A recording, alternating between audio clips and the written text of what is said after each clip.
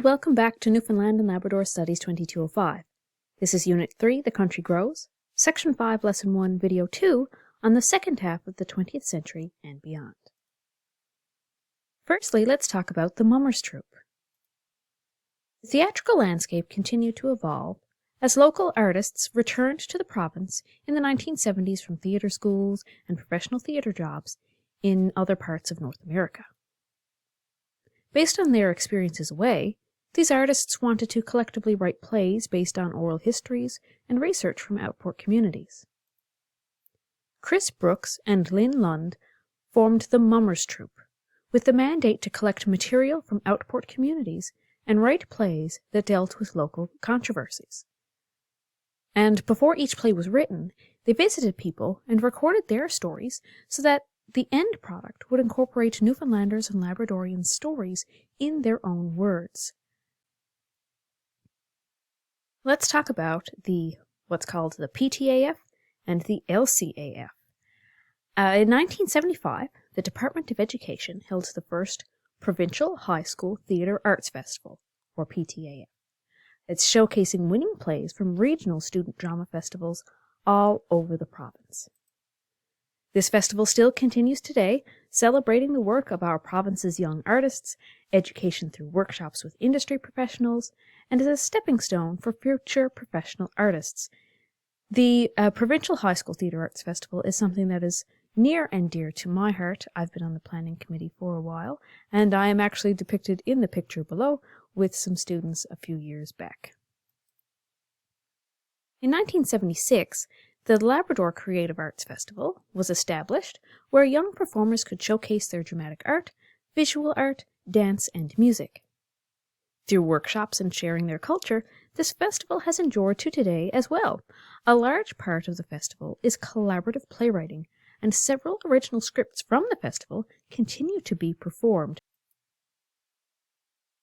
Now I wanted to highlight some of the theatre companies that are in this province. Firstly, let's talk about the Stephenville Theatre Festival and what's called TNL, or Theatre Newfoundland and Labrador. In 1976, Halifax-based actor and artistic director Maxim Mazumdar was invited to adjudicate the Provincial Drama Festival, which we mentioned in the last video, and was hosted in Stephenville that year. Maxim felt that the province's west coast was the perfect place for a summer theatre festival.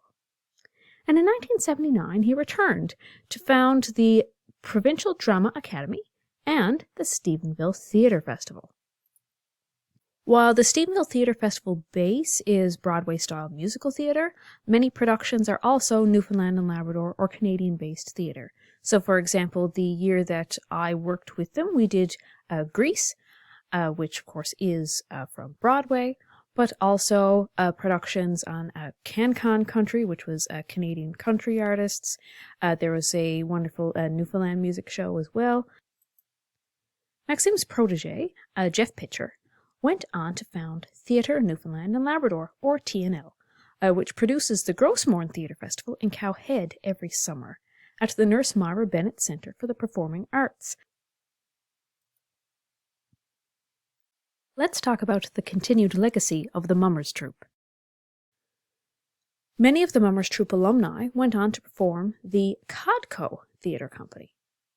Members collaborated to create uniquely Newfoundland and Labrador content and satire. Codco also helped establish Newfoundland and Labrador television and film artists who are still active today. Rising Tide Theatre was formed in 1978, and artistic director Donna Butt moved it out to Trinity to help bring tourism to the area. The Trinity pageant is a great success and still continues today. I highly recommend it. It's usually a good laugh. Perhaps the greatest influence the Mummers Troupe had on St. John's Theatre, as well as theatre in this province as a whole, was the result of Chris Brooks and Lynn Lund purchasing the Longshoremen's Protective Union, which the LSPU Hall, in 1976, and converting it into a theatre. They established the Resource Centre for the Arts in 1980 and took over management of the facility. The Resource Centre of the Arts still produces theatre today, in the LSPU Hall, along with a lot of other wonderful theatre companies. It's a great theatre to visit if you're ever in St. John's. Let's talk about the future of theatre and this place. Another wave of theatre professionals began to rise towards the end of the 20th century. In the 1990s, Sir Wilfrid Grenfell College opened the Bachelor of Fine Arts program in theatre, now, of course, Memorial University of Newfoundland and Labrador Grenfell campus, which has spurred a new generation of artists and playwrights. Gillian Kiley and Chris Trolley began Artistic Fraud of Newfoundland, which was a sister company to Artistic Fraud in Toronto in 1995. Gillian Kiley began collaborating with fellow artists Robert Chafe and Patrina Bromley. Their first show was Under Wraps, a Spoke Opera, was performed in 1997. Robert continues to be an immensely successful playwright, consultant, and dramaturge, while Gillian recently finished her tenure as the artistic director of the National Theatre in Ottawa. Patrina Bromley, her name may sound familiar to you, also recently finished the run of Come From Away on Broadway, which has had years of great success.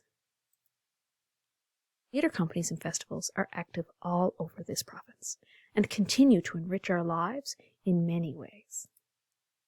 So now it's time to review. I'm going to ask you to please complete the activities posted below in Brightspace. I have a couple of fun ones there for you and some theatre for you to watch. I hope you enjoy it and have a great day.